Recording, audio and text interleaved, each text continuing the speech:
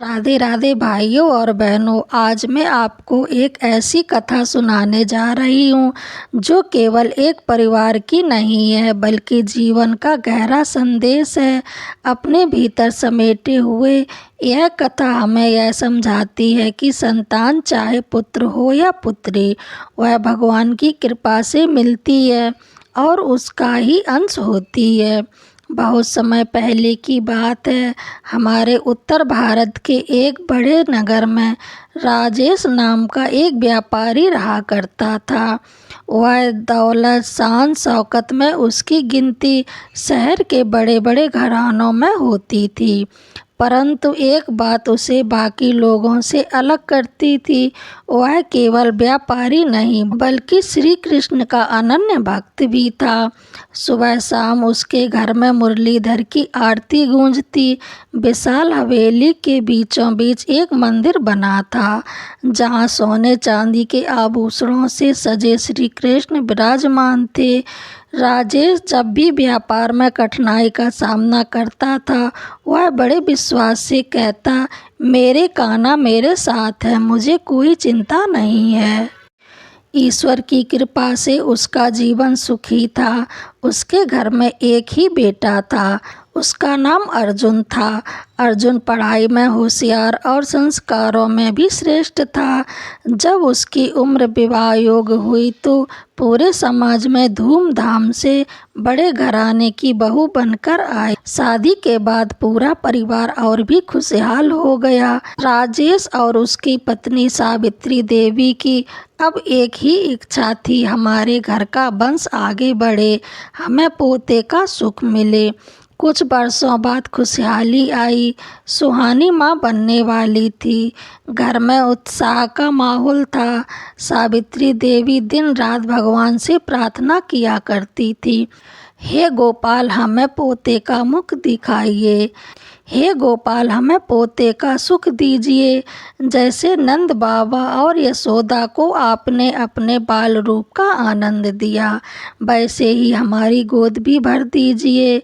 समय बीता और संतान का जन्म हुआ, किंतु जब दाई ने कहा बधाई हो कन्या रत्न की प्राप्ति हुई है, अर्जुन और सुहानी ने तो खुशी से नन्ही बिटिया को गले लगाया, परंतु दादी सावित्री के चेहरे पर हल्की सी उदासी छा गई। उन्होंने सोचा, ठीक है पहली संतान बेटी है, अगली शायद कृष्ण कृपा से बेटा होगा। 2 वर्ष बाद फिर से संतान का जन्म हुआ। फिर घर में फिर ढोल नगाड़े बजे, परंतु दूसरी बार भी बेटी हुई तो दादी का दिल टूट गया। उन्होंने बुरे स्वर में कहा, हे ठाकुर मेरे भाग्य में पोते का सुख क्यों नहीं लिखा? क्या हमारा वंश ऐसे ही खत्म हो जाएगा? यद्यपि अर्जुन और सुहानी अपनी दोनों बेटियों को आंखों का तारा मानते थे, लेकिन दादी के मन में एक टीस रह गई। समय बीतता गया। दोनों बेटियां बड़ी होकर घर की रौनक बनी। वे नन्ही नन्ही बातें करती, अपने दादा दादी के साथ खेलती, पर दादी का मन बार बार कहता, अगर पोता होता तो कितना अच्छा होता। एक दिन जन्माष्टमी का पर्व आया। घर को दीपों और फूलों से सजाया गया। रात 12 बजे पूरे परिवार ने श्री कृष्ण महोत्सव मनाया। घंटियों और शंखों की ध्वनि से पूरा वातावरण भक्तिमय हो उठा। परंतु आरती के बाद सावित्री देवी मंदिर में अकेली बैठ गई। आंखों से आंसू बह रहे थे। हे नंदलाला, आपने जसोदा को पुत्र रूप में आनंद दिया, मुझे भी पोते का सुख दीजिए। मेरी इच्छा क्यों अधूरी रह गई? थकी हुई दादी वही मंदिर में बैठे बैठे सो गई। उसी रात उन्हें अद्भुत स्वप्न आया। स्वप्न में उन्होंने देखा श्री कृष्ण अपने नील वर्ण रूप में पीताम्बर धारण किए, सिर पर मोर मुकुट लगाए, मुरली बजाते हुए उनके सामने खड़े हैं। वो मधुर स्वर में बोले, माँ क्यों उदास हो? तुम बेटा बेटी का भेद क्यों करती हो? ये दोनों कन्याएं भी तो मेरी ही शक्ति रूपा हैं। जैसे मैंने राधा के साथ मिलकर संसार को प्रेम और भक्ति का संदेश दिया, वैसे ही ये तुम्हारी दोनों बेटियां घर प्रेम और सुख का संचार करेंगी। संतान का मूल उनके लिंग से नहीं बल्कि उनके संसार और प्रेम से है। दादी ने फौरन उठकर कहा, प्रभु मुझे क्षमा करें, मैंने अज्ञानवश केवल पुत्र की कामना की। श्री कृष्ण मुस्कुराते हुए बोले, माँ अब से इन्हें अपने कान्हा ही समझना, यही तुम्हें वही सुख देंगी जिसकी तुम तलाश कर रही हो। स्वप्न विलीन हो गया। सुबह हुई तो सावित्री देवी का मन बदला हुआ था।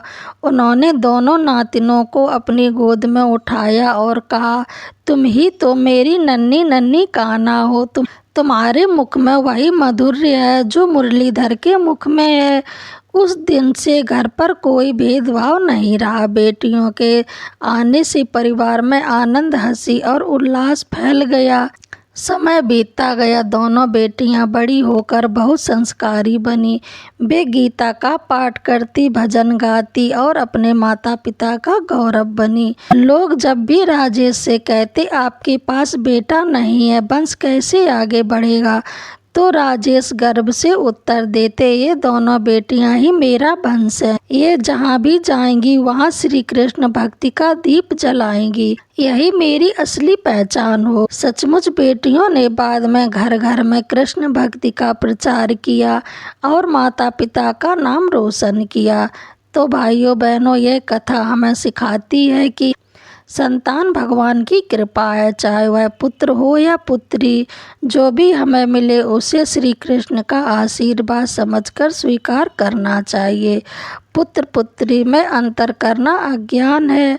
वास्तव में दोनों ही भगवान के अंश हैं, जो हमारे जीवन में प्रेम, भक्ति और आनंद लाने के लिए आते हैं। आपको यह कथा कैसी लगी कमेंट बॉक्स में ज़रूर बताएं और इसी तरह की कथा सुनने के लिए हमारे चैनल को लाइक, शेयर, कमेंट, सब्सक्राइब ज़रूर करें। बेल बटन दबाना बिल्कुल ना भूलें, जिससे आने वाली हर वीडियो आपके पास सबसे